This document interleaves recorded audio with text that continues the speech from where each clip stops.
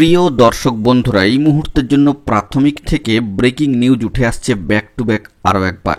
কার্যত শিক্ষকদের এ ক্যাটাগরিতে শ্রেণীভুক্তিকরণের ক্ষেত্রে বা শ্রেণীভুক্তকরণের ক্ষেত্রে এবার শিক্ষা দপ্তরের উদ্যোগ বা বড়সড় পদক্ষেপ। কার্যত পুজোর আগে দারুণ ভালো আর্জেন্ট সংবাদ উঠে আসছে, সবটাই ভিডিওর মধ্যে প্রোভাইড করছি। আর্জেন্ট ভিত্তিতে এই ভিডিওটা তাই আপনাদের জন্য ক্রিয়েট করা।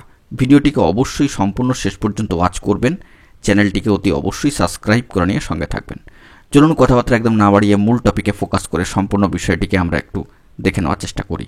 কার্যত প্রাথমিক থেকে আরও একবার ব্রেকিং একটি নিউজ, যে এবার শিক্ষকদের ক্ষেত্রে ইন সার্ভিস ম্যাটার এ ক্যাটাগরিতে শ্রেণীভুক্তিকরণের ক্ষেত্রে একটি বড়সড় উদ্যোগ স্কুল শিক্ষা দপ্তরের। বন্ধুরা, একটি বড় পদক্ষেপ। কার্যত অবশেষে প্রাথমিক স্কুলে কর্মরত শিক্ষকদের এ ক্যাটাগরিতে বা এ ক্যাটাগরি শ্রেণীভুক্তিকরণে ও সেই মোতাবেক বেতন প্রদান করার ক্ষেত্রে বা বেতন প্রদান নিশ্চিত করতে বিজ্ঞপ্তি জারি করল স্কুল শিক্ষা দপ্তর।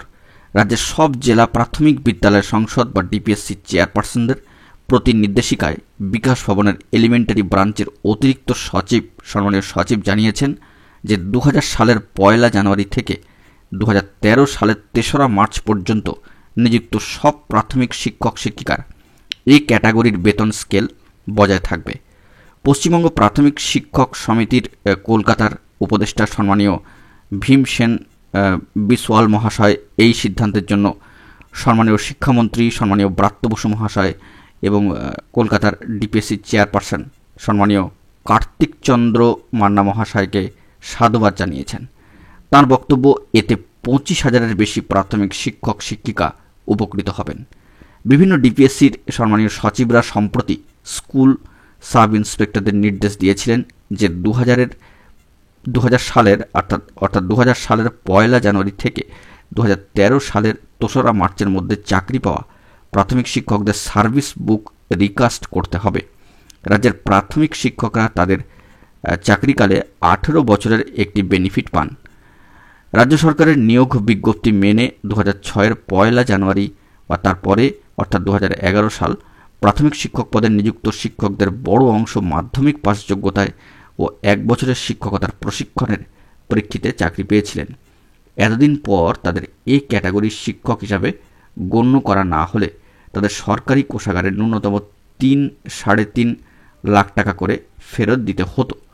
তো পশ্চিমবঙ্গ প্রাথমিক শিক্ষক সমিতি কলকাতা সহ নানা জেলার এই বিষয়ে কিন্তু ডিপিএসসি চেয়ারপারসনদের দ্বারস্থ হয়েছিলেন।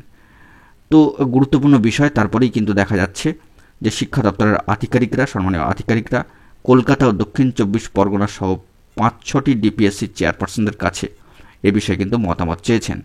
তাদের মতামতের ভিত্তিতেই বিকাশ ভবনের সম্মানীয় কর্তা লিখেছেন যে 2013 সালের 4 মার্চের নির্দেশের ভিত্তিতে এই ক্যাটাগরির বেতন স্কেল প্রদানে বিভাগীয় আদেশ জারি করা হয়েছিল। পশ্চিমবঙ্গ প্রাথমিক শিক্ষা পর্ষদ 2006-এর 1 জানুয়ারির পর রাজ্যের 50,000 বিদ্যালয়ে বিপুল সংখ্যক শিক্ষক নিয়োগ করেছিল মাধ্যমিক বা সমমানের শিক্ষকতার যোগ্যতার এবং 1 বছরের প্রাথমিক শিক্ষকতার প্রশিক্ষণ ডিপ্লোমার ভিত্তিতে।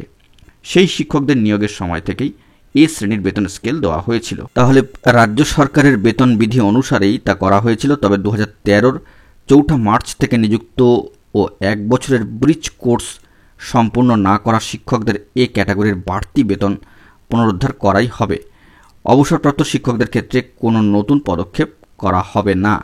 তো এই ক্ষেত্রে এই গুরুত্বপূর্ণ খবর আপডেটটি উঠে আসলো যে অবশেষে প্রাথমিক স্কুলে কর্মরত শিক্ষকদের এ ক্যাটাগরির শ্রেণীভুক্তকরণ ও সেই মোতাবেক বেতন প্রদান নিশ্চিত করতে বিজ্ঞপ্তি জারি স্কুল শিক্ষা দপ্তরের। একটি গুরুত্বপূর্ণ উদ্যোগ স্কুল শিক্ষা দপ্তরের, বলা যেতে পারে কার্যত পুজোর আগেই।